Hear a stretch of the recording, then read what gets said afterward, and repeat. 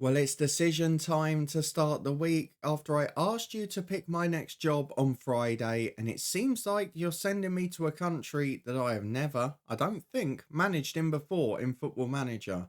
So you had the choice between the two jobs we've been offered or one that was a potential, and it looks like I'm off to Croatia to go and manage Dinamo Zagreb.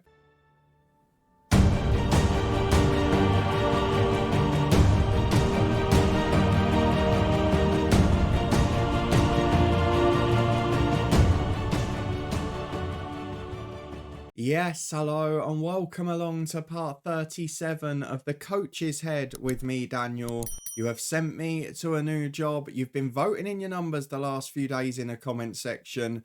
And after a little bit of an even start, one team has pulled away at the weekend. That team is Dinamo Zagreb. And today, from the job interviews and offers we've received, we will be rejecting the others and heading to Croatia to continue our career in a different nation. A side that has fallen a little bit to third place has got a very aging squad, which I don't think I've ever seen from Dinamo in FM before. And we're going to try and restore them to former glories, a bit like we had with Copenhagen, but maybe without the director of football nonsense from the B Team League glitch. So if you're looking forward to all of that, then please do put a thumbs up on it. Depending on how that stint goes, that may be the end of the save, or we may get another move as well. But let's go and start straight away with the inbox, as I thank you all for getting involved and telling me that this is the job you wanted me to take. Now, I do appreciate that probably a few more votes would have gone towards Belgium had the negative transfer model worked effectively. We're having this discussion before. The fact that it doesn't carry over year by year. We saw it in the Netherlands with Willem too. It really is a frustration because it could be a brilliant feature. But if you sell 30 million quid's worth of talent in a January and that doesn't then carry over to the summer and you get reset to another negative budget, it kind of defeats the object of the feature. So a little bit frustrating there. And I can see as a result of that most of you have gone for this job offer. Dinamo Zagreb, a nation I can't remember managing in my FM history of 20 odd years. But I can always remember the excitement of some of the youngsters coming through at Dinamo Zagreb. They've offered us a 3-year deal. We are the man to replace their ex-manager and restore them to the top. And if we have a look, the objective is you must win the league. You must win a domestic cup. And you must be competitive in the Europa League because, of course, the club missed out on Champions League football. They also want to sign young players, keep the best youth academy in the country. They're things we want to see. And in maximum 1-year deals for players over 34 and 2 years for over 32. So I'll be interested to see the length of contracts that some of the old boys have currently got at the club. The key things there, of course, are that we've got a big transfer budget, a big wage budget. I'm not sure there is a director of football in place, but all of that will get sorted. Of course, we have no say in transfer staffing or contracts in this save. So it's going to be in the hands of other people what squad we have at the start of the season. So let's start the negotiations. We're going to try and get up to about 12 grand a week, which I think would be fair. I mean, we're not going to get relegated, so we don't really need to worry about the wage drop. Should I try 12 and a half? Let's be greedy. They've come back at 12. I mean, that's completely fair, isn't it? Let's go and take that job. We're going to manage in Croatia. We're going to earn a good wage doing so. We've got a chance to take this club back to the top. Let's finalise the deal. Let's become Dinamo Zagreb manager. We will be back in a minute for our opening day in the job. Well, here we are as Dinamo Zagreb manager, having had our stints in Japan in the original save, then at Willem 2 and now Copenhagen. We have got the pressure of delivering immediate success to this football club. We should be doing better than we are as a club, and we're the man who's going to restore them. Let's go through the screens as we're predicted second. Now that's interesting. Who's predicted to win the league? Is it the rivals Hajduk Split? Because at Copenhagen, of course, they were predicted first. They just underperformed the previous year. For this club, yes, they finished third, but they were predicted second. And we're in very early in Europa League qualifying, which could be a real problem for us, couldn't it? We're going to be playing in about 2 weeks. We barely have the director of football in, let alone anything else. The positives at this club, though, secure finances, 35,000 capacity stadium, superb training facilities, excellent youth facilities, and exceptional youth recruitment. So brilliant behind the scenes, brilliant off the pitch. No director of football, but there is a technical director in Marko Kuz. He is okay at his job. And the assistant manager, Niksa Perovic, is, well, he's okay mentally, Petrovic, but as a coach, not particularly great. I'm sure he'll help us out a little bit, despite the terrible tactical knowledge. maybe need to consider that with things like training and set pieces. Let's get through to the next screen as a 4-3-3 recommended, maybe just because that's what I was playing at Copenhagen. Few young players out on loan. We'll obviously look to see if there's any quality in the academy here. And we know the objectives already. We've had a little look. We've got a challenge for the cup this year and win it next season. But the Europa League is going to be the big issue at the start, isn't it? Could we just sort of manufacture it so we get dropped into the Conference League group stages and then have a real go at that competition? The supporters expect to win the league. No ifs, buts and maybes. Finish above Rijeka, Hajduk Split, and become the most reputable side in Croatia yet again. Attacking football with youth players from the academy. Lots of expectations here, and we're going to have to play a bit more aggressively, aren't we? There's a player potentially going out on loan at the moment. Is he any good? He's very good in the future, but for now, possibly the right option to loan him out, depending on what quality we've got in the squad. So let's see the season expectations. Win the league. To be fair, we're expected to go out in Europa qualifying. Croatian Cup semi-final, Croatian Super Cup winner. So they must have won the Croatian Cup last year, did they then? Because why else would they be there, having finished third in the league? Let's go and have a quick look at their schedule from last year. Did they win the Croatian Cup? Yes, they did. So they beat Osijek in the final. Had a very easy run. But what I want to see is who's expected to finish top of this Croatian division. Oh, we're favourites there. Osijek are up there as well. So maybe they are a better team than we think. What competition are they in? Who won it last year? There are so many things confusing me that don't make sense here. Last year, oh wow. Hajduk Split finished 7th, Rijeka finished 6th, Osijek 2nd, Varazdin were champions. How many times has that happened? Have they become like a super club or something? Their first ever title. Have they had a big takeover? Have they got money? This could change the landscape. I'm just wondering if they'd had like a... No. I thought they might have had a tycoon or something like that. It's a very bizarre one. Out of nowhere. I mean, they've got one of the youngest squads, which might explain it. But maybe they've just brought through a couple of brilliant young players, and that might be the difference. So a surprise champion last year, and then a battle with another club to get to second place. I think that's going to be the big battle for us this season, isn't it? Let's start, though, by doing the usual stuff. Today, we're going to meet the staff, and we're going to meet the players that we're going to be working with. And then, of course, we're going to set our chairman to go and find us a director of football who can then get all the other responsibilities too. Now, the coaching staff, you can see, pretty highly ranked in comparison to most of the league.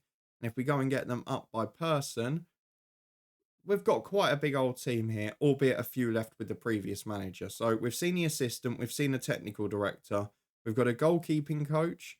He's actually very good at his job. He's been there since the start of the save. Very good technically, and apart from motivation, he's got everything else. I've just seen there's actually 2 senior assistants. Something else we saw at Willem too, didn't we?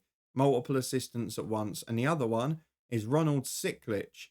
He is not great. Brilliant working with youngsters, but everything else is pretty average. And given that we've got an old squad, that maybe doesn't help that much. We've met Petrovic, the other assistant. Here's a scout. Very average. Fitness coach. Pretty good, but again, nothing special for a top club. Physios are ranked good, but not exceptional, although Gergic is very good in fairness. Another fitness coach here who's a bit more like it. 18 out of 20 for that attribute. Chief Scout is not great either.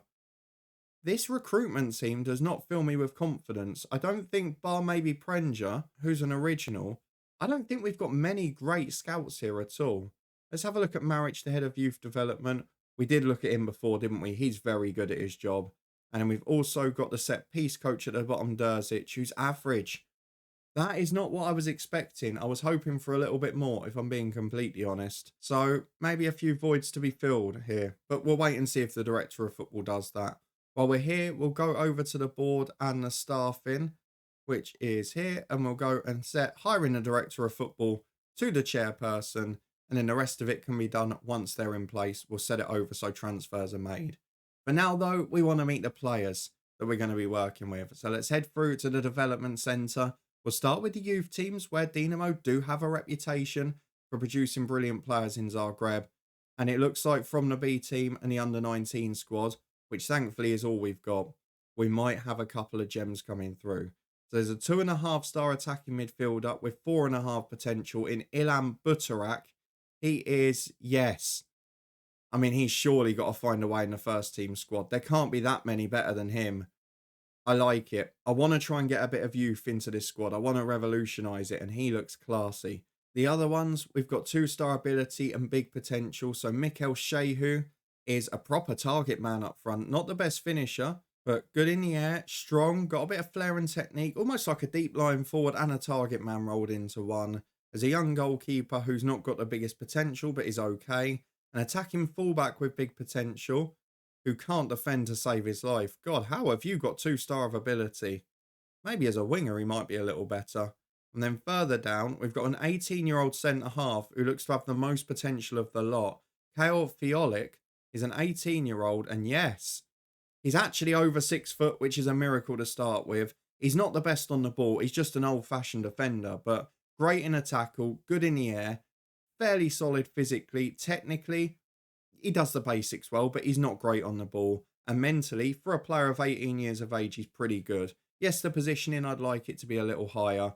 But at this level, if we can train out the dive into tackles, I think we could have a little gem there. I think he's a really good player. So we'll keep an eye on how that compares to the first team. But from my point of view, I think both Fiolic and Butarak in particular could easily come into the first team squad now. They're the level of player I was expecting to inherit. Now we've got the youth team out the way, let's move on to the senior squad. I will just actually check before we do that. Are there any others that I've missed that maybe didn't make it onto that screen? Fiolic, that centre-half, is out for 3 weeks. I thought that might be a big injury. There are a few younger ones who have got really big potential. So Bridget, a midfielder, another goalkeeper there who's not the best. And then one more Bosnian winger who looks pretty good and quick at a young age. So there's a lot of talent in that youth team, as we would have expected. But what's the senior squad got? Well, one thing it's definitely got, if we get them in general info, is a lot of older heads. Because while a couple have left at the end of their contract, there are still 4 that will be here for next year, including some familiar names, and 1 or 2 more that have got 2 years left on their deal. So there are a lot of older players here. There are a few good young ones too. And what I'm noticing from the squad, there's a few that probably shouldn't be in this senior team.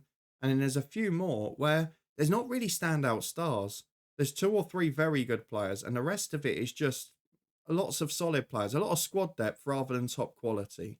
So let's have a look at the oldest boy in the squad first. 35-year-old goalkeeper Dani Cardenas. He is a Spanish player. He's pretty good. He's losing his physicality quickly. He's the first choice keeper, but his agility is poor and he's wanted by other clubs. So if they want to come in for him and pay for someone of his age, I wouldn't be complaining at all. Director of football will be in charge of that. But once he's in, I'm happy for him to let Cardenas go. The other 2 goalkeeper options are Marcel Guenet, who is a 29-year-old Frenchman. He is the current number 2. He's solid enough. He's not got the greatest composure, not got the greatest handling, and his agility is worse than a 35-year-old, which he should maybe be worried about. But he's good in the air. He's a good shot stopper. He does the basics. And then coming through from the youth team is a 22-year-old Croatian goalkeeper. Davor Didulica is a 2-star ability Croatian, 22 years of age. He's a bit more of an all-rounder, but mentally not as strong. And that might be the worst Afro we've seen this year, taking over from Winther at Copenhagen. But he's okay. He's eccentric. He's the Gabo Kirai of Croatian football moving forward.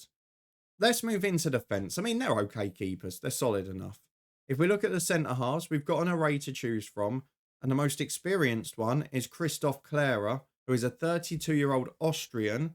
He is, pretty solid all round. He's not lost much physically. Yes, he wasn't the quickest to start with, but he's naturally fit. He's great in the air at 6'3", so a few goals from set pieces we can expect. Something we lost out on at Copenhagen. He's aggressive. He's a very solid defender without being great on the ball or spectacular. So I don't think we're going to be doing too much playing out from the back based on the defenders we've seen so far. I like him though, solid enough. Next one is 30-year-old Swiss defender, arguably the best centre-half at the club to the assistant manager, Joel Beichel. He is much quicker, naturally left-footed, which gives us that balance. Again, great in the air at 6'4". So I think we're going to be taking advantage of set pieces here, aren't we? Good mentally, good in a tackle, even a little better on the floor, to be fair. Again, probably not the type to play out from the back, but those 2 centre-halves, if we end up with them this year, I'll be very happy with, I've got to be honest. There's another young one in Anton Korjanak. He is 2-star ability. I mean, he's good, I'm not sure he's better than that other young Croatian we looked at. But he's a leader, he's determined, he will reach his potential, and he is playing for Bosnia. But again, can't play with the football, just good at the defensive side of it. That's it. Fourth one is Blaženko Graf, who is a 22-year-old Croatian, 2.5-star ability, can cover right back as well. Again, very basic technically, but mentally he's exceptional. He's determined, he flies into tackles, he's brave, good jumping reach again, great in the air. So we're going to have to take advantage of those things, but you wouldn't want him playing a run of games, would you? I mean, he's been here for 8 years, coming through the academy. He's played 10 games. He's a backup, and that is it. The last one, who is a squad player, another 3-star ability option, is 23-year-old Brazilian Aver. He is, again, very terrible on the football, not composed at all. 6'6" this time. He is incredible when it comes to jumping reach, and he's also got really good positioning, which I'm a big fan of, as you know.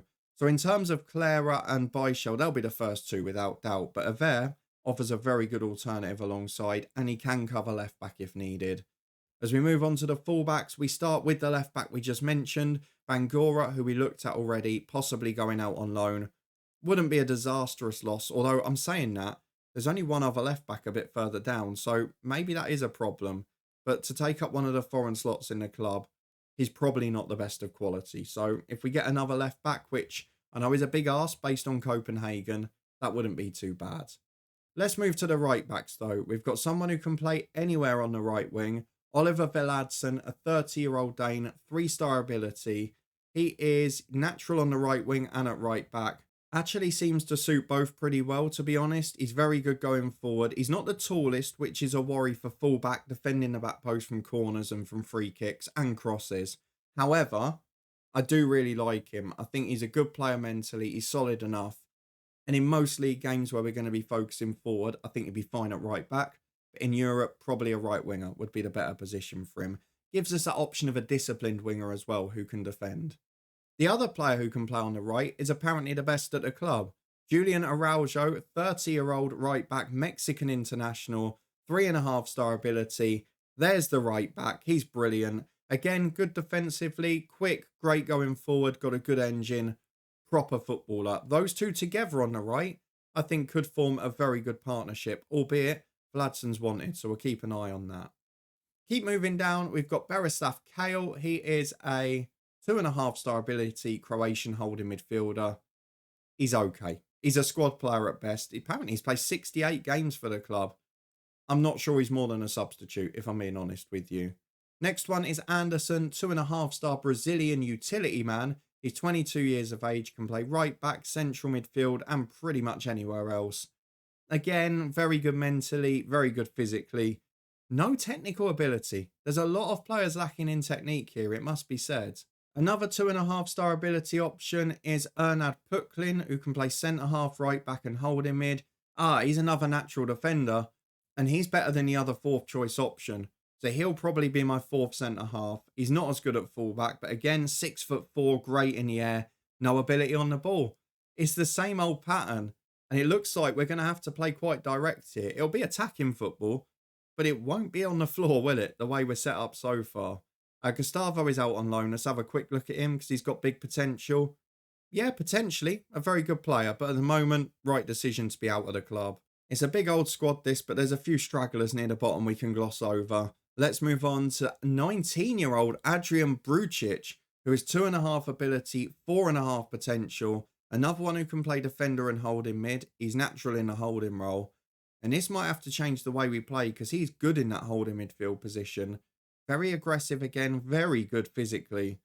Maybe not the best balance mentally. Surprised with his attributes that he's then got a poor work rate. Seems odd for an anchor man or a ball-winning midfielder, but there we go. He's okay on the ball though, so definitely one for the future. We can sneak him onto the bench, I'm sure. As we move on to Christopher Mamengi, 2.5-star defender from Angola. He's wanted and he's transfer listed by the club, so probably will be off. And I can see why. He's declining physically. He's not great mentally. And he's worse than at least 4 of the centre-halves we've looked at. But having said that, if we lose that other one on loan, he's probably still the strongest left-back at the minute. So I wonder if we're going to have the same problem as we did at Copenhagen. Why does the scroll keep resetting where we are on the squad? Frederick Bjorkshan is the other left back here. 2.5-star ability at 33 years of age. He is pretty good. Just a solid all-rounder. Do you know what? That allays a lot of my fears. If we have him at left back for this season, I'll be fine with that. Then he can be released and replaced. Next one is a fullback in both positions and can also play holding midfield. Marko Babic is natural as a left back. He's a youth player. He's not great. He's not got a good personality. He's technically poor again. But as an emergency, it will do. If he's back up to one of the others, that's fine. Into midfield, we've now got a couple of very good players. First of which is Mamadi Diambu. He is 3-star ability, Mali international. Better in the holding role than centre midfield. And you know what? I quite like him. He's not the tallest. He's not the most imposing. But he's really good defensively. He's tidy on the ball. Good physically, determined personality. I just think he's a solid all-rounder. He's a good player. We keep him, I'll be happy. He's not, though, rated as well as Fuad Barjikalarovic, who is a 23-year-old Bosnian international, 3.5-star ability, one of the highest paid at the club. And to be fair, he earns it. Physically, again, exceptional. 6'4". This is a team that from set pieces has got to deliver. Looks like a great leader. Maybe the skipper at the club, I don't know. Again, not the best technically, but as that sort of advanced ball winner or even as a box-to-box player, he could be something very special. Might be similar to what we did with Marseille in the head coach with 2 holding mids, but then 1 pushing into the centre. Because I think he's too good not to get further forward and maybe attacking the box. You can see he gets forward, runs through the centre. And he likes to look for a pass, but I'm going to be getting him on the aerial threat because those crosses, they're not going to be coming in low with the team we've got. 20-year-old Mbake Guehi is the next one from Senegal. 2.5 ability, 4.5 potential. Again, one for the future. He's loan listed at the minute. He's wanted by a lot of big clubs, including Willem II, one of our former ones. He's very good on the ball. Probably the best we've seen so far in terms of that passing and vision. A proper playmaker, but maybe not quite good enough overall to get in the team yet. Maybe needs one more loan spell before he comes in. Or will we get big money for him? I don't know. Benjamin Salkic is a 19-year-old, 2-star ability, 5-star potential. Oh, wow. He doesn't look 2-star at all, does he? I mean, very similar to Gay here we just looked at. Maybe a little short in certain areas. But as a ball player, those two are the best at the club, the youngsters. So maybe whichever one stays, we just try and work in. Maybe physically, Salkic hasn't quite got enough yet. But overall, lots of promising signs from the youngsters. As we move on to the other end of the experience scale with Edvard Tagzeth, 31-year-old Norwegian, 3-star ability, natural at left wing back, holding midfield and centre midfield. Very good all-rounder. Delighted with him. I'm wondering whether this is a team for a back 3, the way we're going. So we'll see what the wingers are like. But overall, I'm edging towards a 3 at the minute. Though I am seeing some good wingers coming up soon. As we move on to another experienced player in Tomas Suslov, 30-year-old Slovakian international. He is a more aggressive attacking midfielder. He's good on the ball. He's tidy. He's not top class, but he's very good and he's versatile. I wouldn't mind him having to play, but I think, to be honest, given the wage he's earning, he's probably not quite justifying that because that is the highest wage so far, I think. As the next one is another youngster, 2-star ability, 23-year-old, and that is Vatroslav Dunjic. Is he any good? Oh, wow. He's the proper old school striker. Great technique, great off the ball, composed, finisher, not the quickest in the world. I could see him working for me, but I'm not sure he's going to get in the team. There's got to be people that are better than him. As we've got just a few to go now, starting with Fode Fofana, a 29-year-old Dutch winger. He is a natural on the left and up front. He's very tricky. He likes to cut in from the left, but he's also 6'2", good in the air, good in the finish. Just a solid all-rounder as a footballer. Been here a year, not made a massive impact, but I think he will for me, if I'm being honest. Victor Malejo is next. He's a 31-year-old Spanish winger, the first of 2 in succession, actually. He can play naturally off both flanks. He's pretty good. Not the best in the air, likes to get the crowd going. He's got a little bit of trickery in him, and mentally he's pretty solid. But again, even the Spaniards they're bringing in aren't technically brilliant, which is perhaps a concern. The other one, we're going to go for Hugo Gonzalez, who is the best attacking player at the club. He's a 29-year-old Spaniard, natural off both flanks, very determined, very good at the key attacking technical attributes, good bit of flair, likes to run with the ball. He'll be a starter. But what do I then do tactically? Do I play 5 at the back, 2 in midfield, 2 wingers, the old Conte system and 1 up front? Or do I stick with a back 4? It's asking me a lot of questions here. I'm still not sure what the best formation is. As we have got Sergio Rastani, 1.5 star ability. You're a youth team player. Still got potential, but you're a youth team player for now. Ante Mandic, 22-year-old left winger from Croatia. Where are you? You're a backup player. No, you shouldn't be in the first team. 2.5 star ability. Stefan Krajina. He is big potential from Croatia. He looks a little bit better than what we just saw. He is quick. He's got natural pace and he's a natural winger. He's a left-sided left winger who just runs down the wing, beats his man and puts crosses in at pace. Yeah, I don't mind that. Nice to have a different option off the bench and a young player that, again, through the academy could do something special. The next one, I'm not expecting that from. No ability and no potential, basically. You can just go straight into the youth team. I'll be honest with you. We've got Jan Medina, who is a 3-star Argentinian. The first and only Argentinian in the squad. He is wanted by Troy in France, but he's another one. Traditional winger, electric quick, beats his man, but he can't really cross. He's just a dribbler with no final product. He is a natural striker too, but he can't finish or really head the ball.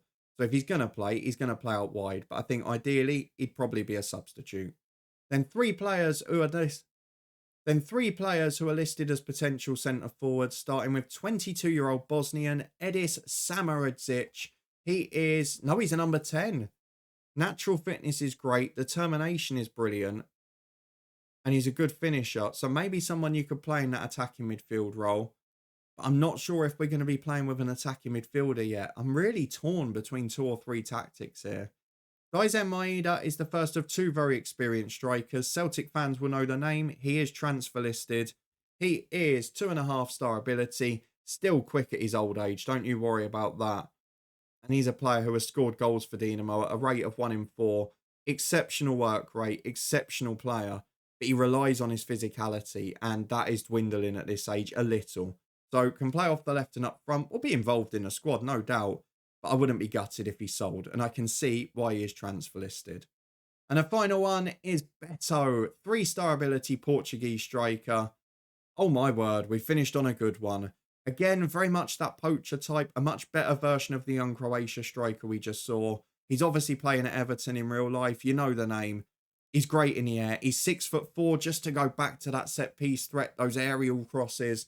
They're going to be really, really important for us. He's a class player. He's determined. He's got the lot. For this season, he'll be a superstar, I've no doubt. So that is the squad, and I'm not sure it's particularly balanced. There are a few areas where we're heavily overloaded.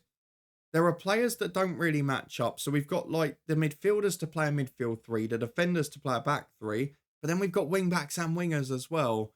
I genuinely at the moment don't know what tactic to play. So I'll be interested to get your thoughts on it. Let me know what you would do if you were the manager here. What shape would you set up with initially? Should I just wait to see what the director of football does and what players they bring in? Because of course, if there's 3 or 4 players sold, it could make it easier for us.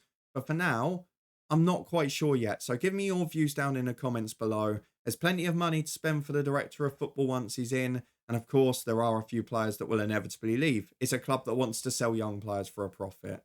If you did enjoy this one though, an introduction to Dinamo Zagreb, the 3rd club in the coach's head, and please do put a thumbs up on it. Let me know what you would do with this squad, who's going to be the superstar this year, and how will we get on across these 4 competitions. If you want to stay up to date and find out, subscribe and turn that notification bell on, as we will be back on Wednesday for our first game, our tactic decision, and to meet our director of football, who should hopefully have done some transfer work. And I've just noticed that first game is in 8 days in the Croatian Super Cup final. In the meantime, though, we'll be back tomorrow with Southend United. It is a thrilling end to our 15th season this week. Make sure you come and check it out. There's also links in the eye above to the podcast channel where we're back for the new EFL season in style. And we've also got plenty over on the Twitch channel where we've got 3 or 4 live streams on the way this week.